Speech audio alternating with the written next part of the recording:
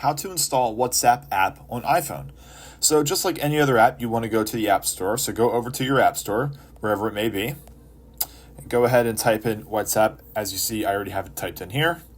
And then go ahead and go get to downloading. It will go ahead and download for you. Once it's downloaded, you can either open it from here or go find it on your phone where it may have been downloaded. So I'm just going to open it from here. Go ahead and agree and continue. Go ahead and put your phone number in. I will not allow notifications at this time.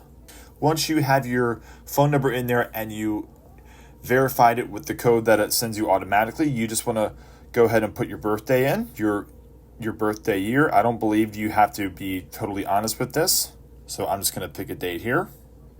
Once you go through certain prompts, it's going to ask you about your contacts and what you want to do with your contacts if you want to import them into your WhatsApp app. So I'm just going to put my name down.